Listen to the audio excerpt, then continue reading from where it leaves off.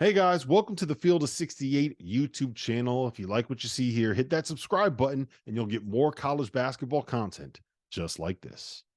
It feels like contextually this belongs in the conversation for best wins of the college basketball season, does it not? For Tennessee, I don't know about that simply because I don't know how good this Kentucky team is right now. Like it feels like they're missing something. No, here's the thing. Like they're not playing any. He doesn't defense. know, Jeff. Like, he doesn't know. He's still trying to find out. Tennessee, and and like they're.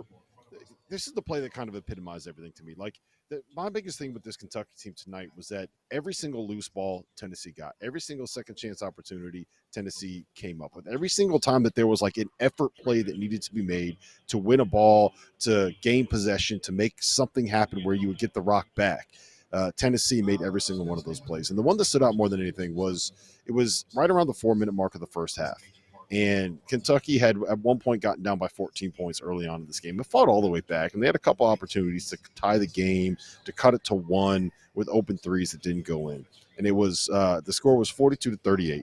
And Reed Shepherd steals a ball on a sloppy pass from Santiago Vescovi and knocks it away. And it looks like he's going to kind of go in for an open layup, but bobbles it, loses control. Vescovi dives on the floor, picks it back up, wins the loose ball, throws it ahead to someone else, and they throw up a lob to Josiah Jordan-James, who dunks it. And Kentucky comes down again, and then all of a sudden there was another turnover, and then Tennessee's going down the other way, layup, and all of a sudden it's back to an 8-point lead. And that summarized the entire game to me. And that summarizes what this Kentucky team kind of is right now, where you see the flashes, you see the firepower, you see the moments, but they don't really have that dog that is going to say, like, look, we're not getting run over here. We are getting a stop on this possession. We are going to be able to go and get this defensive rebound. There was a very clear physicality edge, toughness edge. Yep. And I just, when you watch this game, it was completely evident to me which team had talented 19-year-olds and which team had talented 23-year-olds. And that is going to be the problem with Kentucky moving forward, is they just don't have that level of physicality that comes with adult basketball players. These are high school kids that are just turning into college players now. And I don't know how you fix that. And as much fun as it is to watch him, and as good as Robert Dillingham is, and exciting as he is, like when he gets, I was sitting here laughing at the shots that he hit in the first half of this game, because it was just like, what are you doing? Why are you taking? Oh, okay, that's going in too. But there's only so much of that you can do if you're not going to get stops. And as well as he played offensively, he finished with 35 points tonight on 14-20, shooting 6-8 from 3. He was unbelievable offensively. He probably gave up that many points on the defensive end of the floor between not being able to stop someone, not being able to keep someone in front of him. I mean, Zakai Ziegler had 26 points and 13 assists and was the best guard on the floor by a mile tonight. And that's not going to cut it for Kentucky. And I don't know how you fix that. Like we know what the issue is right now, right? We know where they're great. We know where the problem lies. I don't know if there's a way that you can fix this right now. As you guys know by now, we've partnered with BetMGM this season. We'll be using BetMGM lines to make all of our picks, and we'll have special offers for the listeners and the viewers of the Field of 68 each and every week of the college basketball season. We have a special offer that will be available starting on Tuesday, January 9th and running through Monday, February 12th, the morning after Super Bowl 58. If you haven't signed up for BetMGM yet, in honor of the big game, you can use the bonus code FIELD158 and you'll get $158 in free bets on your first wager with BetMGM, regardless of whether or not you win that first bet. Here's how you make it work. Download the BetMGM app. Sign up using the bonus code FIELD158. Deposit at least $5 and place your first wager on any game. You'll receive $158 in bonus bets regardless of the outcome of your bet. Just make sure that you use that bonus code FIELD158 when you sign up. And remember, BetMGM is now available under one wallet in select states. As a New Jersey resident, this is super convenient when I have to go cover games in New York or Philly, which happens quite a bit. When you cross state borders, you just log into your existing account and fire away. You don't have to create separate accounts in each state. It's easy, it's simple, it's clean. And most importantly, we have some fun stuff coming up for the heart of the college basketball season. Bet insurance tokens, college hoops odd boosts, and my favorite, a nice juicy parlay boost. So download the BetMGM app and sign up today. Yeah, I mean, look, with them, it's just going to be growing up. And in fairness to them, no DJ Wagner tonight, and I know he sort of, does get criticized, but he is a big time player that they were missing tonight.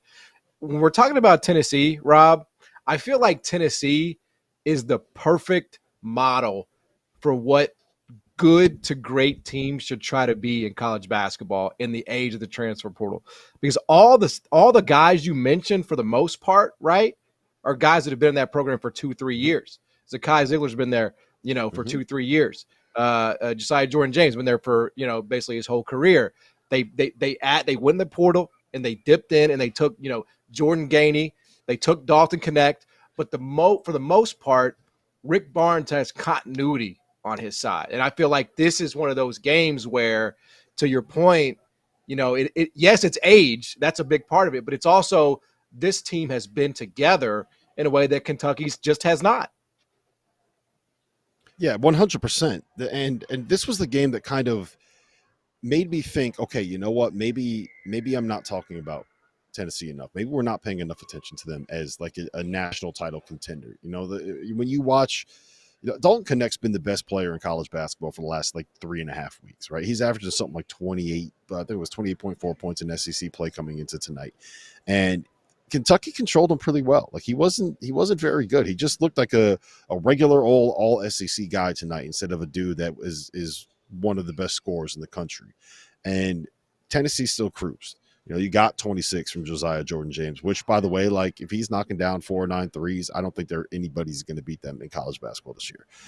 You got obviously the 26 and 13 from Zakai Ziegler, and with what they can be defensively and just how big and physical they are. That's the thing, is they've added this guy that can be a game changer for them offensively. And they got back a point guard who is capable of going on the road and putting up 26 and 13 in an environment as crazy as this building was tonight. But they still have those same principles of physicality and toughness, and they're going to turn the game into a rugby match. It just so happens they're going to turn it into a rugby match, and they can put up 100 points on you if you're not going to play defense on them. So I'm starting to buy into Tennessee now, and Jeff knows this. That means it's time to sell all of your Tennessee stock. Just fade. Because why are you? Have you ever thought why am I such a fucking mush? Why am I this way? Have you ever thought about that? What have you done in a past life? You know what it is? It's only Tennessee. I don't know what I did to that state. I don't know what I did to the city of Knoxville. I'm a big fan of Tennessee whiskey. Only? He's a nationwide mush. He's a nationwide mush. 2 weeks ago, you said Kentucky was clearly the third best team in the country, and right when you said it went like this. Their stock just that's not good, Rob. Rob, that's like a crystal skull. That's voodoo, man. Okay, I'm being misquoted here. This is a lie. This is a fake news. This is Jeff Goodman just trying to get back at me because I misquote him intentionally all the time. That is what's happening right here. I will not stand for it. I will not allow this slander to happen.